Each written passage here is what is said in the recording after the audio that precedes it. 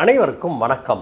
இந்தியாவுடைய 3 எல்லைகள்லையும் இந்தியாவுக்கு ஆபத்து அதிகரிச்சிருக்குது அப்படின்னும், ஆனால் எதற்கும் அசராமல் இந்தியா எதிர்காலத்துக்காக பல பணிகளை திடமாக மேற்கொண்டு வருது, முன்னெச்சரிக்கை நடவடிக்கைகளை எடுத்து வருது அப்படின்னு அமெரிக்கா வெளியிட்டிருக்கிற ஒரு ரிப்போர்ட் ஒன்று சொல்லுது. குறிப்பாக இந்திய சீன எல்லையிலையும் இந்திய பாகிஸ்தான் எல்லையிலையும் இந்தியாவுக்கு ஏற்பட்டு வருகிற அச்சுறுத்தல்களை எதிர்கொள்வதற்கும் இந்தியாவுக்கு எதிர்காலத்தில் என்னென்ன பிரச்சனைகள் வரக்கூடும் அப்படின்னு இப்பொழுதே இந்திய அரசாங்கம் அதை கணிச்சு அதை தடுப்பதற்கான முன்னேற்பாடுகளை செய்து வருது அப்படின்னு அமெரிக்க ரிப்போர்ட் சொல்லி இருப்பது உலக அரங்கில் பெரும் அதிர்வலைகளை ஏற்படுத்தி இருக்குது. ஏன்னா அந்த ரிப்போர்ட் சும்மாலாம் சொல்லலை. இந்திய சீன எல்லையிலையும் இந்திய பாகிஸ்தான் எல்லையிலையும் இந்தியா பல பில்லியன் கணக்கான டாலர்களை, அதாவது பல லட்சக்கணக்கான ரூபாய்களை செலவு செய்து அங்க பல கட்டமைப்புகளை உருவாக்கி வருது. அது மட்டுமல்ல, பல ராணுவ தற்காப்பு நடவடிக்கைகளை எடுத்து வருது அப்படின்னு அதிரடியாக பல இன்னர் டீடைல்ஸோட இந்த ரிப்போர்ட் வெளியாகி இருக்குது. இந்த ரிப்போர்ட் வெளியான உடனேயே பாகிஸ்தான்ல இருந்தும் சீனாவில இருந்தும் கடுமையான ரியாக்ஷன் இதற்கு வந்திருக்குது நண்பர்களே.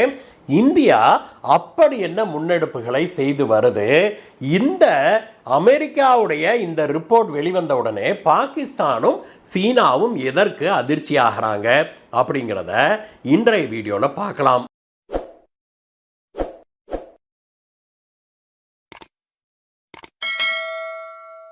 நண்பர்களே, உலகத்துல 2 வகையான நாடுகள் இருக்குது. ஒரு வகையான நாடு தனக்கு ஒரு அச்சுறுத்தல் ஏற்பட்டது அப்படின்னா குய்யோ முய்யோன்னு பயங்கரமா கதறிட்டு கூப்பாடு போடும். அதே சமயத்தில் இன்னொரு வகையான நாடு தனக்கு ஒரு அச்சுறுத்தல் ஏற்படும் போது அதை அமைதியாக ஸ்ட்ராங்காக நின்று எதிர்கொள்ளும். இதுல இந்தியா 2வது வகையை சேர்ந்தது. இந்தியாவுக்கு தொடர்ச்சியாக இந்திய சீன எல்லைக்கு அப்பால் இருந்து சீனாவிடம் இருந்தும் இந்திய பாகிஸ்தான் எல்லைக்கு அப்பால் இருந்து பாகிஸ்தானிடம் இருந்தும் தொடர்ந்து நமக்கு பலவிதமான அச்சுறுத்தல்கள் வருது. ரெண்டுமே வேற வேற விதமாக இருக்குது. பாகிஸ்தான் சைட்ல இருந்து பார்த்தோம் அப்படின்னா சென்ற ஆண்டு மட்டுமே கிட்டத்தட்ட 795 ட்ரோன்கள், ஆளில்லா போர் விமானங்கள் அங்க இருந்து இங்க பறந்து வந்திருக்கிறது.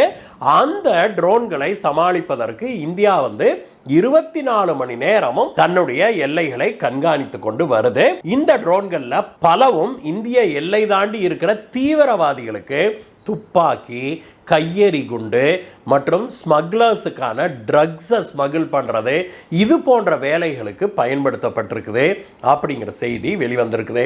அதே சமயத்தில் இந்திய சீன எல்லையை எடுத்துக்கிட்டோம் அப்படின்னா அங்கே சீனா பெரிய அளவிலான கட்டமைப்புகளை ஏற்படுத்தி இருக்குது. இந்திய சீன எல்லைக்கு அப்பால நாளைக்கு ஒரு போர் வந்தது அப்படின்னா சீன ராணுவமும் சீன முப்படைகளும் விரைந்து எல்லையை நோக்கி வருவதற்கு தேவையான எல்லா ஏற்பாடுகளையும் சீனா செய்து கொண்டு வருது அப்படிங்கிறாங்க. சீன எல்லையிலிருந்து நமக்கு இந்த ட்ரோன் ஊடுருவெல்லாம் பெருசா கிடையாது. ஆனா சீன எல்லைக்குள்ள இருந்து ட்ரோன்கள் பறந்து நம்மளுடைய எல்லை கோடு வரைக்கும் இப்படி எல்லை கோடு இருக்குன்னா எல்லை கோடு வரைக்கும் இப்படி அங்க இருந்து இப்படி நம்மளுடைய பூமிக்குள்ள நம்மளுடைய ஆர்மி கேம்ப்லாம் எல்லையில் இருக்குதுல அதை பூரா கண்காணிச்சுக்கிட்டு இருக்குது அப்படிங்கிற செய்தியையும் அந்த அமெரிக்க ரிப்போர்ட் சொல்லுது. மேலும் அந்த அமெரிக்க ரிப்போர்ட் என்ன சொல்லுது அப்படின்னா, இதையெல்லாம் எதிர்கொள்வதற்கு இந்தியா வெவ்வேறு விதமான டாக்டிக்ஸ்களை கையில் எடுத்திருக்குது. அதுல இந்திய சீன எல்லையை பொறுத்த வரைக்கும் பார்த்தோம் அப்படின்னா இந்தியா கடந்த 10 ஆண்டுகள்ல அசுர வேகத்துல தன்னுடைய கட்டமைப்புகளை எல்லை கோடு வரைக்கும் உருவாக்கி இருக்குது. அதாவது all weather roads, strategic tunnel, advanced landing grounds மற்றும் ஃபார்வர்ட் லாஜிஸ்டிக்ஸ் பேசஸ், இதையெல்லாம் இந்திய சீன எல்லை கோடு வரைக்கும் இந்தியா கொண்டு சென்றிருக்குது அப்படிங்கிறாங்க. ஆல் வெதர் ரோடு அப்படின்னா உங்களுக்கு புரிஞ்சிருக்கும். எந்த ஒரு காலகட்டத்திலையும் எவ்வளவு பனி பெய்தாலும் சரி, மழை பெய்தாலும் சரி, அந்த ரோட்டில் நம்மளுடைய இராணுவம் பயணிக்கக்கூடிய, வருடத்தில் 365 நாளும் பயணிக்கக்கூடிய வகையில் இந்திய சீன எல்லை கோடு வரைக்கும் சாலைகளை போட்டிருக்குது. இதில் பல இடங்கள்ல இந்தியா பயங்கர ஸ்ட்ராட்டஜிக்கான இடங்கள்ல பெரிய பெரிய டனல்களை அமைத்திருக்குது. உதாரணத்துக்கு ஹிமாச்சல் பிரதேஷ்ல அட்டல் டனல் இருக்குது இல்லையா, அது அவ்வளோ பெரிய டனல். அந்த மலையை குடைந்து நீங்க இதற்கு முன்னாடிலாம் அந்த மலை மேல ஏறி அப்புறம் இறங்கினாதான் அந்த பக்கம் போய் சேர முடியும். இப்பொழுது பல கிலோமீட்டர் அளவுக்கு மலைக்குள்ளேயே குடைஞ்சு டனல் போட்டு அந்த பக்கம் போறாங்க. இதுல என்ன அட்வான்டேஜ்னா, இந்த டனல்குள்ள நம்மளுடைய வண்டிகள் நிறுத்தப்படும் போது அது சீன ராணுவத்துக்கோ அல்லது பாகிஸ்தான் ராணுவத்துக்கோ எட்டாக்கணி ஆயிடும் அப்படிங்கிறது தான். அது மட்டும் இல்ல, இந்த டனல் இருக்கிறதுனால எந்த கிளைமேட்டா இருந்தாலும் சரி நம்ம போக முடியும். அது மட்டும் இல்ல, படு விரைவாக நம்ம செல்ல முடியும் அப்படிங்கிறத பார்க்கிறோம். இந்த அட்டல் டனல் மட்டும் பார்த்தோம்னா, அந்த டனல் இல்லாத போது இந்த சைட்ல இருந்து அந்த சைடு போறதுக்கு கிட்டத்தட்ட 4-5 மணி நேரம், அதாவது சீசன் நல்லா இருந்ததுன்னா 4-5 மணி நேரம், இல்லைன்னா அரை நாள் ஒரு நாள் ஆயிடும் அப்படிங்கிறாங்க அந்த மலையை ஏறி அந்த பக்கம் இறங்குறதுக்கு.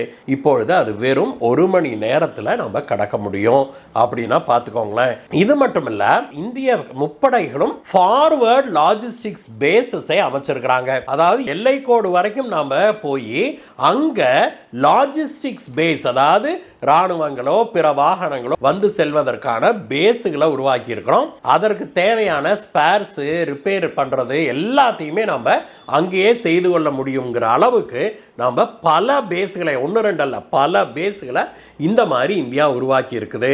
இதெல்லாம் நமக்கு ஏன் முக்கியம்? 1962ல இந்திய சீன பிரச்சனை ஏற்பட்ட போது சீன படைகள் அங்கிருந்து விறுவிறுன்னு இப்படியே கிளம்பி இந்தியாவுக்குள்ள வர்றாங்க. திபேத்தை பிடிச்சவங்க அப்படியே ஆக்கிபை பண்ணிக்கிட்டே வந்தாங்க. ஆனால் அன்றைக்கு இந்தியாவுடைய படைகளுக்கு இருந்த மிகப்பெரிய பலவீனமே நமக்கு எல்லை வரைக்கும் சாலைகள் இல்லை அப்படிங்கிறதான். அதற்கு பிறகு சாலைகள் இல்லாமல் நம்ம எப்படியோ தத்தி போனோம்னா கூட அங்க வந்து லாஜிஸ்டிக்ஸ் பேஸோ எதுவுமே நமக்கு கிடையாது. அப்ப இன்ஃப்ராஸ்ட்ரக்சரே அங்க இல்லாதனால சீன படைகள் அங்கிருந்து வர நம்மனால அதை தடுக்கவே முடியல. இதை வந்து அப்பொழுது இந்திய பிரதமராக இருந்த திரு நேரு அவர்களிடம் போய் இந்திய படையினர் சொல்றாங்க, இந்த மாதிரி திபேத்தை ஆக்கிரமிச்ச சீனா மேலும் மேலே ஏறி இந்தியாவுக்குள்ள வருது, லடாக் பகுதிகளை பிடித்து கொண்டே வருது அப்படின்னு சொன்னபோது நம்முடைய முதல் பிரதமர் சொன்ன பதில் இன்றைக்கு வரைக்கும் பலரையும் உலுக்கி கொண்டிருக்குது அப்படின்னே சொல்லணும். அதற்கு அவர் சொன்ன பதில் என்ன தெரியுமா? அது வந்தா வந்துட்டு போறாங்க, அதையெல்லாம் கண்டுக்காதீங்க, அங்க புல்லு பூண்டு கூட முளைக்காதப்பா, அந்த லேண்டுக்காக போய் ரத்தம் சிந்துவது என்ன பிரயோஜனம்? அவன் வந்தா வந்துட்டு போறான், ஆக்கிபை பண்ணா பண்ணிட்டு போறான் அப்படின்னு சொன்னது யாரு? நம்முடைய முதல் பிரதமரான திரு ஜவஹர்லால் நேரு அப்படின்னு சரித்திரம் நமக்கு சொல்லுது. ஆனால் இன்றைய பிரதமரோ, நம்முடைய பாரத பிரதமர் திரு நரேந்திர மோடி அவர்களோ பயங்கர தைரியமாக சூளுரைத்திருக்கிறாரு. சீனா இந்திய எல்லை தாண்டி 1 இன்ச்சு கூட வர்றதுக்கு நாங்க விடமாட்டோம் அப்படின்னு சூளுரைத்ததோட இல்லாம கடந்த 10 ஆண்டுகளாக இந்திய சீன எல்லையை ஒரு அரண் அமைத்து பாதுகாத்தும் வர்றாரு அப்படிங்கிற பார்க்கிறோம்.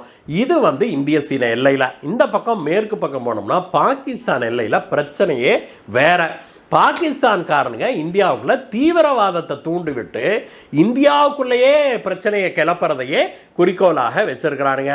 அவனுக்கு இந்தியாவில் இருக்கிற இந்த இஸ்லாமிய மக்களை தங்கள் பக்கம் திருப்ப வேணும் அப்படின்னு ஒவ்வொரு முறையும் அவனுக்கு ஏதாவது ஒரு டக்கால்ட்டி வேலையை செஞ்சுக்கிட்டே தான் இருக்கிறானுங்க. முன்பெல்லாம் காஷ்மீரில் மட்டும்தான் இவனுங்களுடைய இன்ஃப்ளூயன்ஸ் இருந்தது. இன்றைக்கெல்லாம் பார்த்தோம்னா கேரளா வரைக்கும் வந்துட்டானுங்க. கேரளால இருந்து கூட பலரும் இந்த பாகிஸ்தானுடைய இன்ஃப்ளூயன்ஸால இஸ்லாமிய தீவிரவாத அமைப்புகள்ல அவங்க போய் சேர்றாங்க அப்படிங்கிற செய்தி எல்லாம் நிரூபிக்கப்பட்டிருக்குது. பல பெண்களை, அதுவும் குறிப்பாக இந்து பெண்களை அவனுங்க கவர்ந்து மதம் மாற்றி வெளிநாடுகளுக்கு கொண்டுகிட்டு போய் தாலிபான்ல இருக்கிற தீவிரவாதிகள் இருக்கானுங்க இல்லையா, அவனுங்களுக்கு மனைவியாக விற்று விட்டானுங்க. அந்த தாலிபான் தீவிரவாதிகள் அந்த பெண்களை கல்யாணம் பண்ணி டார்ச்சர் பண்ண கதையெல்லாம் நிரூபிக்கப்பட்டிருக்குது. இதெல்லாம் வந்து வெறும் கட்டுக்கதை இல்லை, இதெல்லாம் வந்து நிரூபிக்கப்பட்ட ஆவணங்கள். இப்படி பாகிஸ்தான் வந்து தீவிரவாதத்தை கையில் எடுத்து இந்தியாவை கெடுக்கணும் அப்படின்னு முயற்சி செய்து இதனுடைய ஒரு அங்கமாகத்தான் பாகிஸ்தான் என்ன பண்ணுது? இப்பொழுது லேட்டஸ்ட் ட்ரெண்ட் என்னன்னா, ட்ரோன்கள் மூலமாக பாகிஸ்தான் இந்தியாவுக்குள்ள எல்லாத்தையும் அனுப்புது. ஏரோப்ளேன் வந்தால் தான் நம்ம சுட்டுப்படுறோம்ல, அதனால் குட்டி குட்டி ட்ரோன்களை வைத்து இந்தியாவுக்குள்ள அவனுங்க தீவிரவாதிகளை எல்லை தாண்டி அனுப்புகிறானுங்களே, அந்த தீவிரவாதிகள் எங்கெல்லாம் ஒழிஞ்சிருக்கிறானுங்களோ அங்கெல்லாம் வந்து தீவிரவாதிகளுக்கு சப்ளை நடக்குது. என்ன சப்ளை? துப்பாக்கிகள், கையெறி குண்டுகள், பிற தீவிரவாதத்துக்கு தேவையான விஷயங்கள், அது போன்றவற்றையெல்லாம் இவனுங்க ட்ரோனில் கட்டி அனுப்புறது, இவனுங்க இதை வாங்கிக்கிறது.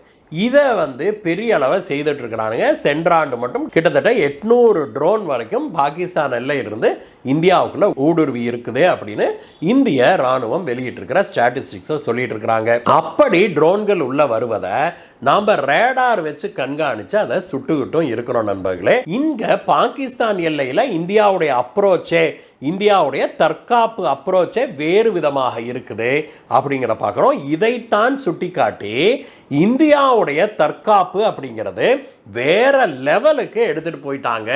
குறிப்பாக கடந்த 10 ஆண்டுகளில் பாரத பிரதமராக திரு நரேந்திர மோடி அவர்கள் வந்த பிறகு இந்தியா தன்னுடைய தற்காப்புக்கு மிகப்பெரிய அளவில் செலவிட்டு அதை மிகப்பெரிய அளவில் மேம்படுத்தி இருக்குது.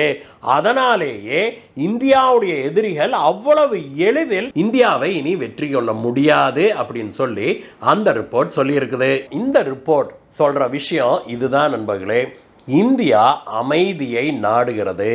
இந்தியா போரை தேடி போகவில்லை, மாறாக நாங்கள் அமைதியைத்தான் நாடுகிறோம்.